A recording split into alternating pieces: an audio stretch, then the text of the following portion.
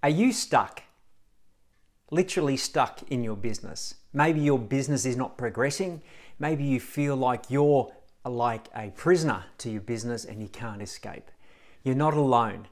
And one of the things that we'd like to address in this short video is how you can progress forward, because at the moment there's a cost to being stuck.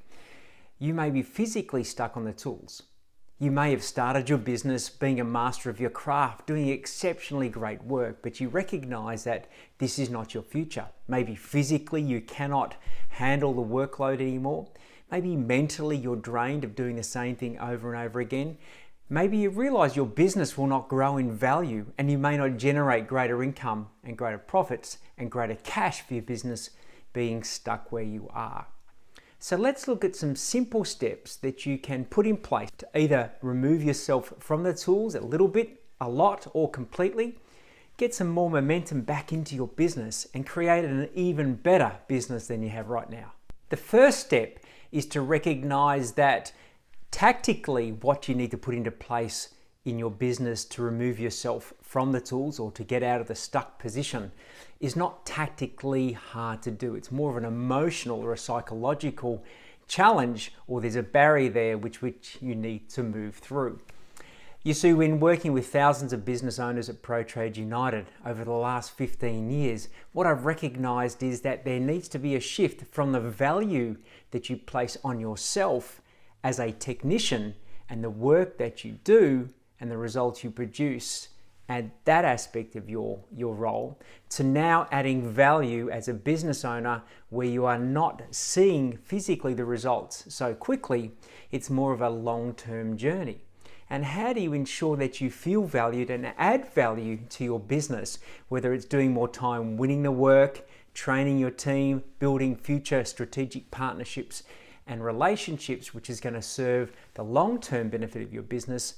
You'll need to take a shift in how you see the value you bring to your business from being on the tools to directly adding value in a softer way.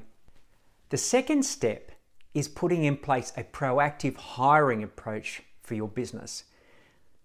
Think like a professional football team. They don't wait until they need someone to fill a spot.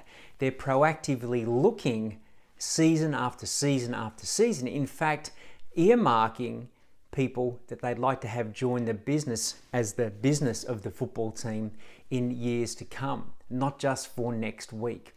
So your proactive approach needs to be thinking about who are the people that you want on your team, not just for next week or next month, but 3, 6, 12 months down the track. Who's going to replace you in what you're doing on the tools?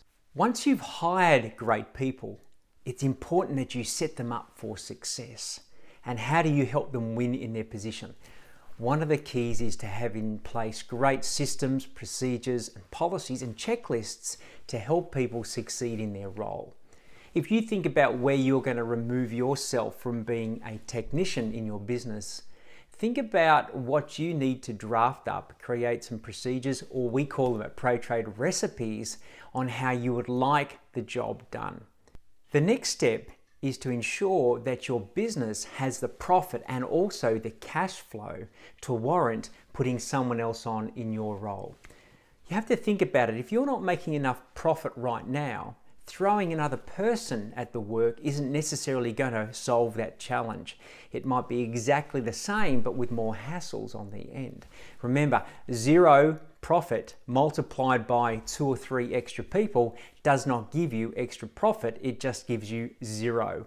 Again, with people there comes challenges, but let's make sure that your business is profitable first, at a good margin and a solid margin, and the cash flow is there to fund and provide the resources HR-wise and tool-wise and work-wise to bring in those extra people to take you off the tools along the way.